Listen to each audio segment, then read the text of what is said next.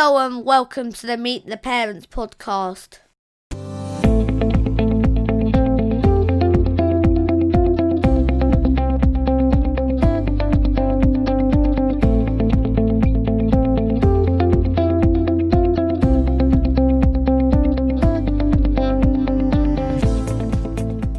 Hello and welcome to episode 45 of the Meet the Parents podcast, and more chat from some of your favourite parent bloggers. I'm Tim from Slouching Towards Thatcham, and tonight I'm joined by the latest addition to our team, John from Dad You Geek. Good evening, John. Good evening. We're going to spend some time getting to know John and his family tonight. He's got two older daughters, one of whom has recently departed her teens and one who's rapidly approaching them. So we're going to focus this week in particular on how time flies when you're a parent. So we've been bolstering the podcast team over the last few weeks, adding Simon from Man vs. Pink and now John. So let's kick off by getting to know our latest team member a bit better. So John, why don't you start off by telling us a little bit about yourself and your family? So a little bit about us. I am John, or as I'm better known in the social world, Dad You Geek. We are a family, I'd say a family of geeks, but I suppose it's actually only me and Little Geek that are the real geeks.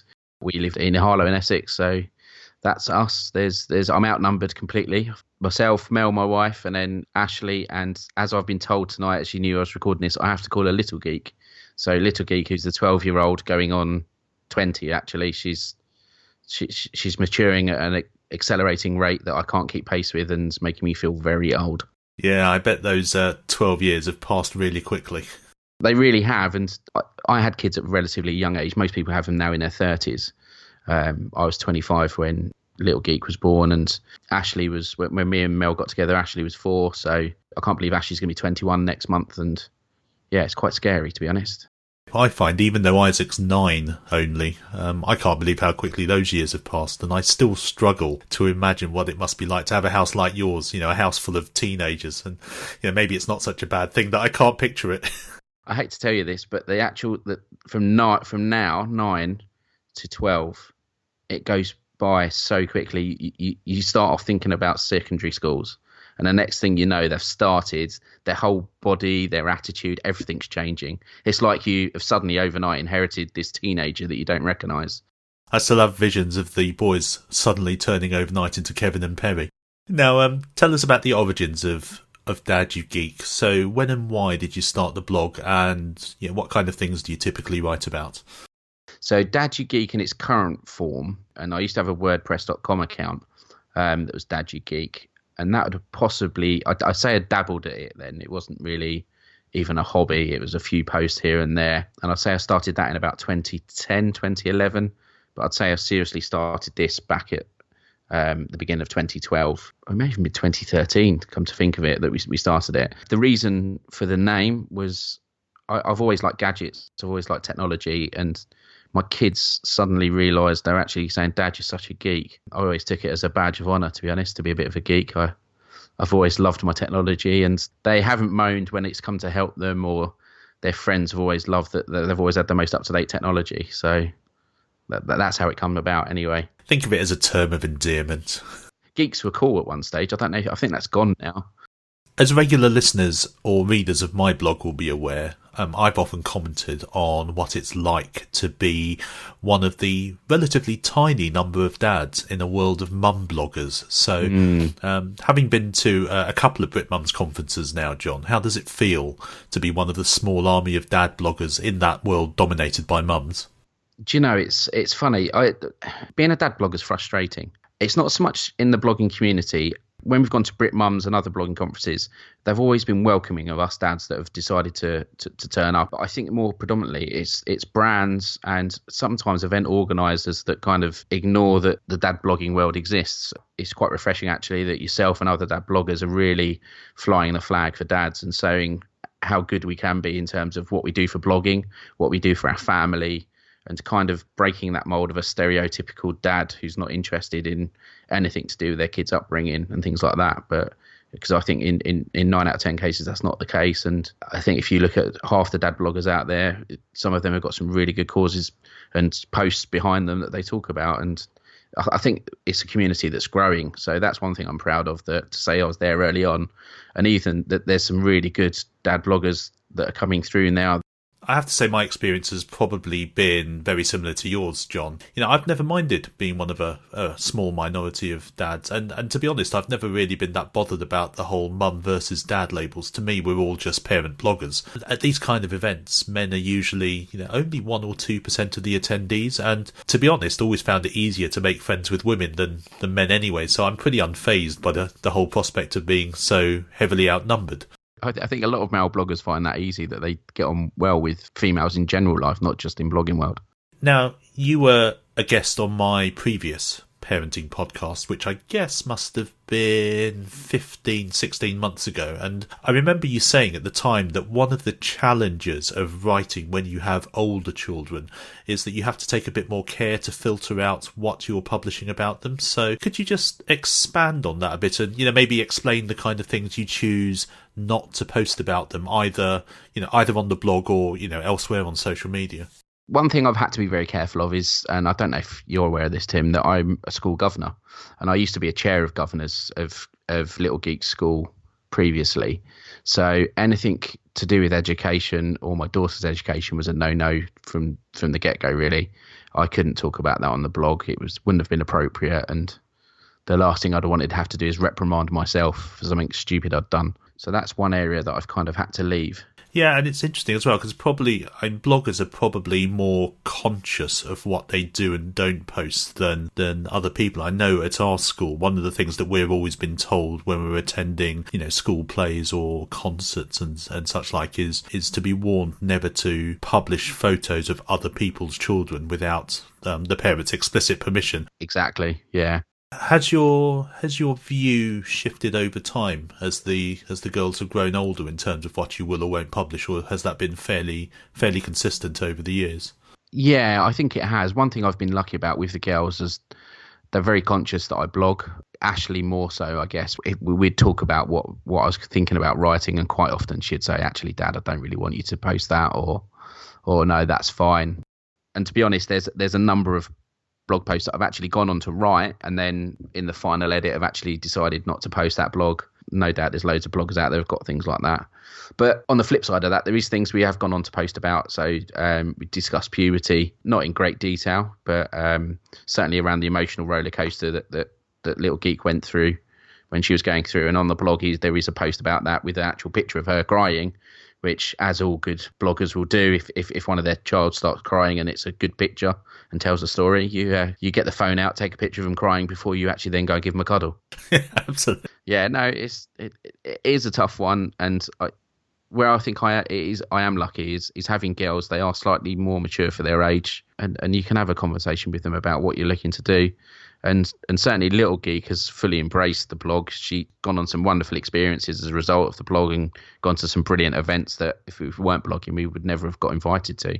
And it's interesting what you say about holding back on some stuff, because I've always been pretty open about sharing the kids' lives, and I use their names. I'm happy to feature their photos and other stuff, but I guess without wanting to only show the best bits of their lives, I do filter out a lot of the more negative experiences. Not so much because I'm afraid to acknowledge them, but because I just don't find them very interesting to discuss unless they trigger a particular set of thoughts in my head that I want to share. But increasingly, I'm thinking a lot more about the types of stories and pictures that I share about Isaac, our oldest, he's definitely become a lot more conscious about how he's represented online. And there's definitely more stuff now where I think, yeah, actually that's quite funny, but I won't publish it because he'd be uncomfortable with it. And, that's fair enough. It's only right that if he has certain wishes that, as a parent, I should respect them.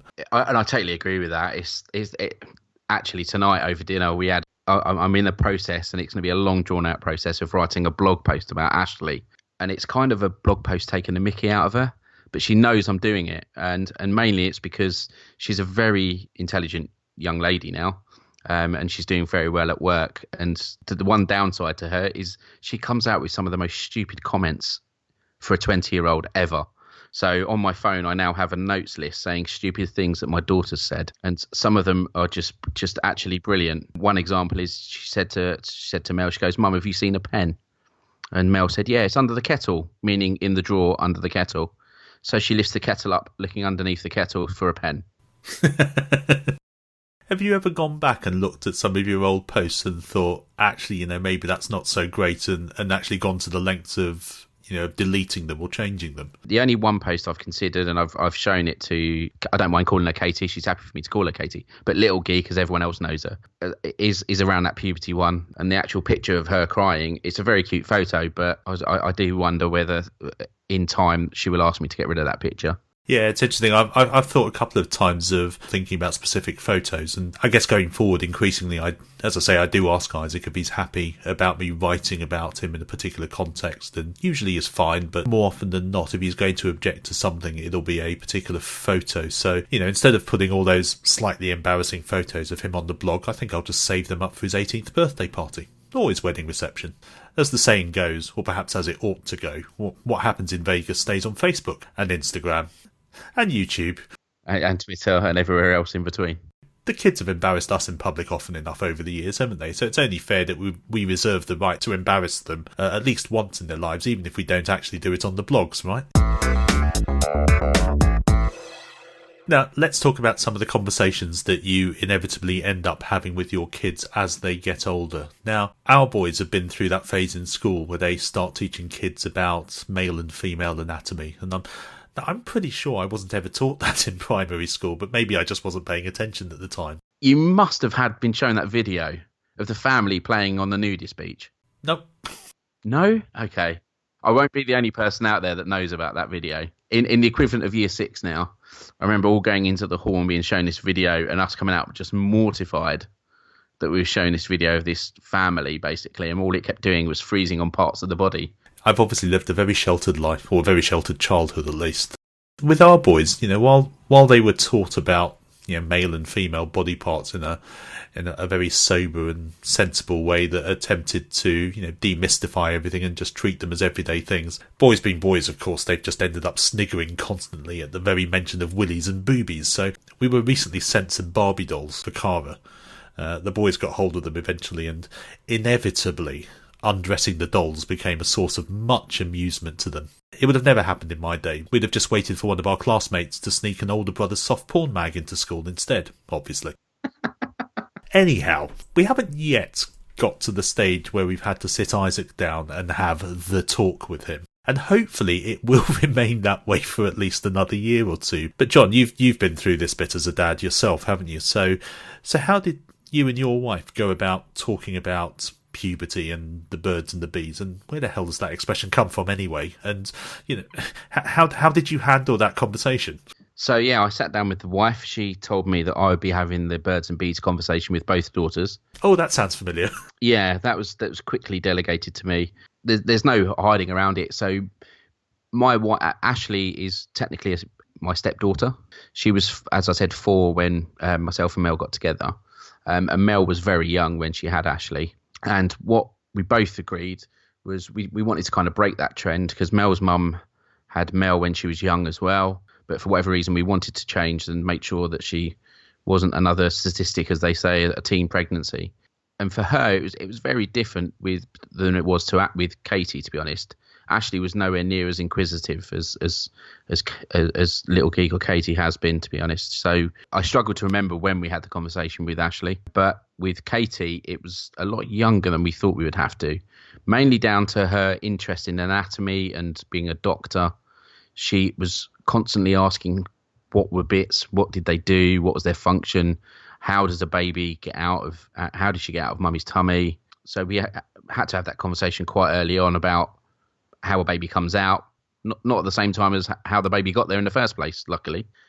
It was a difficult conversation, but one you had to be frank about, really, and talk open and honest to an extent with the children about what happens. And so how old would Little Geek have been then when you had that conversation with her? It was definitely in primary school. It was either towards the end of year 5 or in early stages of year 6. She knew that she had an older sister, and her older sister had boyfriends and things like that. So she kind of took an interest in, if they're holding hands, what else do they do? So you kind of had to broach that subject then with her. With her, more of the questions around anatomy and what happens and things like that from an inquisitive point of view, rather than anything to do with sex, which was quite lucky as such. She still gets embarrassed about talking about anything like that now, much to her sister's delight, and she winds her up about it. And it's interesting that you had that conversation with her relatively early on, and I guess maybe that's a function of girls maturing earlier than boys. And I do wonder whether the conversation is different with sons than it would be with Cara when she grows up. And I guess we'll find out in the next year or two with Isaac. And yeah, to be honest, it's something I remember quite vividly from being. I've got an older sister, so me and my sister's only 13 months between us, so we're quite close in an age band. But I remember my parents sitting down with me talking about the birds and the bees, and really enforcing quite strongly actually what my responsibility as the man in a relationship is, and certainly around sex and the appropriate ways to behave. So I know it can be different between boys and girls in that regard. And like you, my wife has already made it quite clear to me that I will be the one having that conversation. Although I think I might just do the manly thing and buy him a one-night subscription to one of those adult channels with a number up in the 900s on my Skybox. I don't know what you're on about. Of course I'm joking. I wouldn't do anything like that. I'd buy him a year subscription instead. Much better value for money. Switching track slightly, let's talk about another type of awkward conversation. Now, John and I are both big football fans, supporting teams from opposite ends of the Seven Sisters Road. I'm a lifelong Arsenal fan, while John supports the other lot. It means Tottenham Hotspur. Things have improved almost beyond recognition since I started going to football matches, which was back in the mid-1980s, when many of the terrace chants ranged from racist to homophobic to xenophobic and various other phobics in between. Nonetheless, football grounds, even today, aren't necessarily a place you would necessarily want to take polite, well-brought-up young kids, as the language at many grounds is still, let's say, rather industrial. So, John, you're a regular at White Hart Lane with Little Geek. So how long have you been taking her to football for? So I've had a season ticket coming up for 20 years, and I go with my dad. I've been a lifelong Spurs fan, thanks to my dad, and my nan gave me an ultimatum, basically. You either support Tottenham or you're not part of the family. But I think we started taking Little Geek quite early. So in 2011... We took her, so she was 7 or 8, I can't remember, when we started taking her along to football. Before you took her for the first time, did you have any kind of chat with her about the kind of language that she might hear inside the ground and how she should treat that? Yeah, we had a very frank discussion, really. Kind of said to her that, those words that Daddy gets told off for saying in front of you when Mummy's around sometimes, and Daddy loses his temper with if he's trying to try his hand at DIY or something ridiculous like that, which I never should. To be honest, we turned it into a bit of a joke. So, and still now, when Katie hears colourful language, she turns around and just gives me this little cheeky smile as if to say, those people are naughty. What are they doing? I've encouraged her to sing along to songs, to be honest, but we're having to change some of the lyrics to some of them because they're just not appropriate for kids. And to be honest, it's a side of being not just a Spurs fan, a football fan, that it's still that hard, staunch supporter that likes to swear and use some language that's just not appropriate. So it is difficult, but I knew the environment I was taking her into, and one thing I can't do is change your environment, but I can change the impact it has on her, and just made sure she understood that those words are just very bad, and under no uncertain terms, if she wants to come again, she's not to repeat them anywhere. Like you say, I think the best way to tackle that potential problem is exactly as you did, to take it on, to take it on head on. And, and I have to admit, it is something that made me hesitate about taking Isaac to live football for, Yeah, for quite a while, although I did finally take him to a game at Reading with one of his friends shortly before Christmas. And to be fair, the crowd at Reading, particularly in the family section where we were, is probably about as genteel as you'll find anywhere in the English leagues. That's true. One of the issues I have is I don't sit in the family section, and I'd imagine if I went to the North Stand at Spurs, it would be very similar to that. But I know Reading's a very big family club as well. Yeah, it is. The kind of language you hear there is much more, what ho, that was a jolly robust tackle there, steady on old chap, or, who's the fellow in the black who's allegedly overly keen on masturbation, if you get my meaning. It's kind of like that. There is a reason it's called Royal Berkshire as a county. So after all that talk of sex and swearing, it's time for me to sit down with the boys to watch Game of Thrones. That should pretty much cover both bases.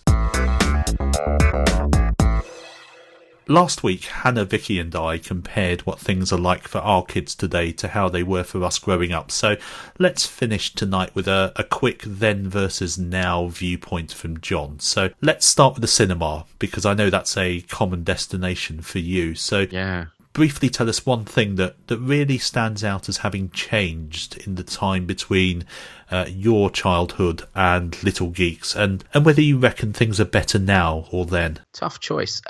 Yes, it's better because there's more choices of what you can go to see. When I was growing up, the cinema I used to go to in Enfield I think it was the ABC cinema that's now a Tesco's car park. So that had 3 screens, 1 huge screen, then 2 smaller screens, and that was it, basically. And I think there'd be 2 showings a day if you were lucky. Nowadays, there's just in Harlow, we've got 2 cinemas, both owned by Cineworld for some reason, and there's 12 screens. So the choice is there. Is it better? It's a tough one. We've got Cineworld cards. So if you're not aware of them, it means you pay a monthly fee, and then you can go to the cinema as much as you want, which for us is brilliant. And it's good if I've got to get Katie out from under the wife's feet, or she's been good and there's a good film on she wants to go and see. The downside is, and it's a difficult one, is the sugary snacks that they have there. The choice is not brilliant, but I'm a sucker for popcorn, so I'm my own worst enemy going there, to be honest. But it's tough to say whether it's better now or it's better in the past. It was more of a treat in the past, whereas now it just seems as an everyday thing you can go and do.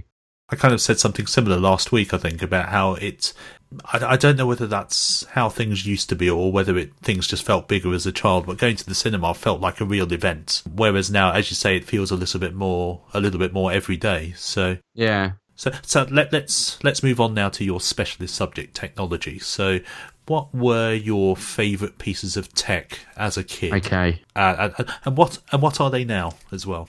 Yeah, probably haven't changed much, to be honest. So I totally 100% blame my dad for me being a geek. So about the age of 4 or 5, I had a Commodore VIC-20, which I don't know if you know what that is. It was the pre-runner to the 64. But I was addicted to that thing, and so much so that my dad would catch me on it in the middle of the night and not be happy at all. But I'd have to plan to wake up, turn it on, wait 20 minutes for the game to load before I could even play it. So I had an absolute love of computers back then. So when we got rid of the Commodore VIC-20, we went on to other PCs and flight simulators. And that was my big tech. So I was I fell in love with the computers from an early age and was pretty good at using the school's BBC computer with a little turtle and drawing things on the ground using programming, which was quite fun. That hasn't changed much, to be honest. Are there any particular bits of tech now that you absolutely couldn't live without? I honestly say it's got to be my iPhone. My iPhone it's my number one camera. So to be honest, it's the camera I use, and most of my Instagrams are taken on using my iPhone. It's my note-taking app. I use it for pretty much everything. And one thing I've started to do consciously is not take it to the dinner table with me anymore, because it was becoming a hindrance and stopping me having that conversation with the family. But it's the one thing that I always want is that paired with my Apple Watch. What about Little Geek? What pieces of tech are essential for her?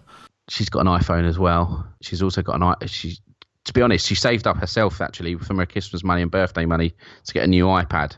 So for her, it'd be between the two of those. You and I actually sound quite similar, although I'm just a few years older than you. I mean, growing up, I was all about computers and computer games. We had an old-style Atari 2600 games console, on which I spent many happy hours playing Asteroids and Missile Command and Pac-Man. Is that the one with the little black box and the red button and the joystick? Yep, that's the one. Yeah, I remember that. Later, I had a Commodore 64, which, as you mentioned, that was the successor to the VIC-20, and I also had a Sinclair Spectrum. Actually, I had two Speckies on which I spent many unhappy hours swearing at the cassette drive as it failed to load Manic Miner for the 58th time in a row. But like you nowadays, I can't imagine living without my iPhone, which as you say, it's basically my portable pocket office. It is, yeah. It's your go-to tool, isn't it?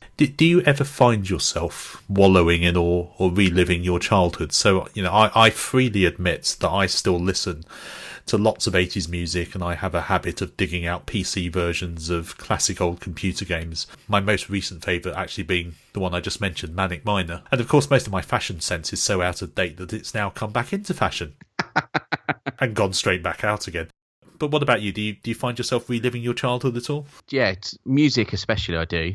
I have very fond memories of travelling across Europe with my sister and my mum and dad, quite often towing a caravan. We used to go all over the place in that.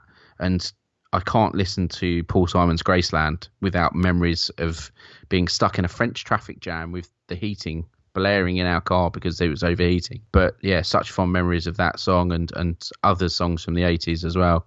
That's one place I relive my childhood. The other one is Lego. I still have that inbuilt yearning for constant amounts of Lego, which I have, again, as all good parenting will, passed on to my kids. Katie more so than Ashley in terms of the Lego. But I probably still, I think I bought more Lego as an adult than I did as a child, if that makes sense. I take it you've taken her to see Lego Batman. Actually, do you know, we only watched that this weekend. So we're quite late to going to see that. But yeah, we have, yeah. Absolutely brilliant. But the humour in that is aimed both at parents and children. And some of it goes over the kids' heads, as all good comedy would. End of last year, we went to Legoland for the first time as well. So yeah, I need to go back there soon. Although I did end up buying a large bit of Lego actually when I was there in their shop. So the wife might have banned me from there for a few years, to be honest. Finally, is there anything that you look back on now to your earlier years or your childhood and either think, I wish I'd done that earlier, or, I wonder what would have happened if I, did such and such, the old sliding doors scenario? There's a couple of things, actually. One is travel. I didn't travel enough as a kid. Going to Ibiza probably wasn't the best travel experience I could have had. But I had an awesome millennium, but that was the last time I went to Ibiza, actually. So it's traveling's definitely up there. That I wish I'd done more of that. And as your family grows, it just gets more expensive to do that. And the other thing, actually, that I wished I'd done, and I actually wish I'd listened to my dad, because my dad's an avid reader. And I really didn't get into reading much until it was actually until I started working in the city and had to fill that commuting time that I found a true love of reading rather than an enforced love of reading at school. So yeah, I think there's so many books I want to read that, yeah, I've got a list as long as my arm really at the moment that I want to read and still don't get enough time to do so. One of the few downsides of being a blogger is that it's had a massive impact on the amount that I read now, and I've got a stack of books that sit on the floor in the corner of our bedroom that is pretty much 4 foot high now. So that's something I need to do something about at some point. It's true. And if all these bloggers keep going out and writing books as well, they've just got to stop doing it. Can they just give us a year's break or something so we can all catch up? Yeah, it's just inconsiderate, isn't it? It is, yeah, I know. And I know you went to Sarah's recent book launch as well, didn't you? I did, yeah. We'll come on to that in a bit. For me, in terms of things that I wish I'd done or done differently, it's probably 3 things. I mean, I often wonder about the path not taken. So how my life would have turned out if I'd followed my heart and done something like an English or history degree rather than followed my head and done a chemistry degree that I hated and barely scraped through. So that's one. And then second thing is I wish I'd committed to writing my book sooner rather than flapping around at it half-heartedly, which is kind of where I'm at the moment. And then a third thing would be, I really wish I hadn't wasted 2 hours of my life watching Batman vs Superman. Maybe it's not quite as big a regret as the first two, but anyway. So before we go, just share with us quickly what you've been up to for the past week or two. Anything interesting? I'm going to sound really old now. I found a love of the National Trust sites.